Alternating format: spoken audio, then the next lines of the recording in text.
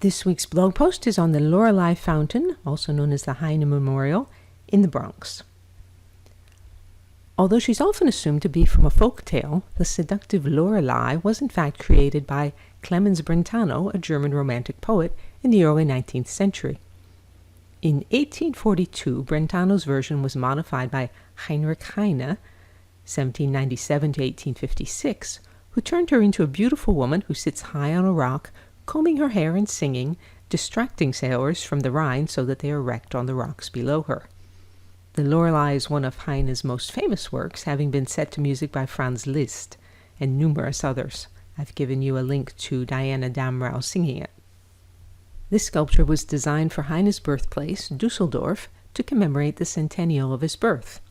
At the top is the Lorelei, wearing an elaborate jacket and skirt. And below her on the base is a portrait relief of Heine.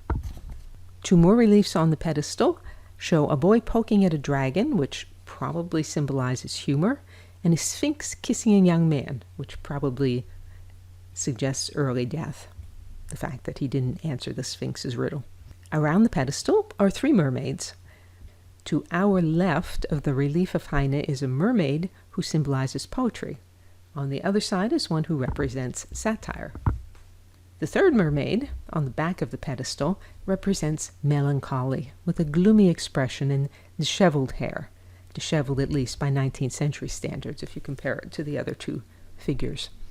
This is perhaps a reference to the fact that Heine spent the last 8 years of his life paralyzed, confined to what he called his mattress grave. Let me tell you why this sculpture is in the Bronx rather than Dusseldorf.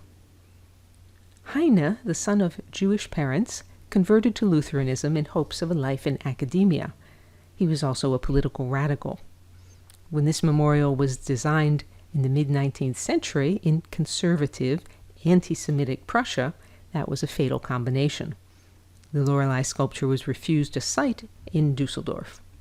German Americans in New York campaigned to have the fountain brought to New York City and placed at the main entrance to Central Park at 5th Avenue and 59th Street. The Sherman and the Pulitzer fountain weren't placed there until several years later.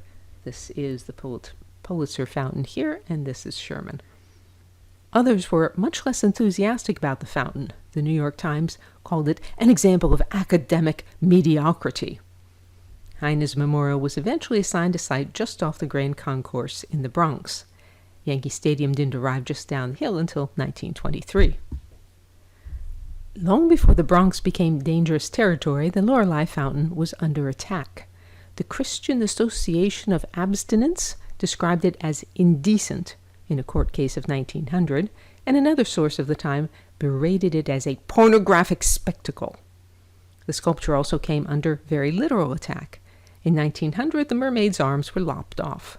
In the 1970s, the three of them were decapitated and covered with graffiti. The Parks Department restored the sculpture in 1999. If you go to Yankee Stadium now and walk up the hill to the east, you will see it. DianeDurantewriter.com has hundreds of posts on sculpture, painting, Central Park, and my many other obsessions. To join the free Sunday recommendations email list, visit the URL online or email me. And you can say, "Well done, Diane," or support my work and receive rewards by means of the tip jar on DianeDurantewriter.com. Thank you as always for listening.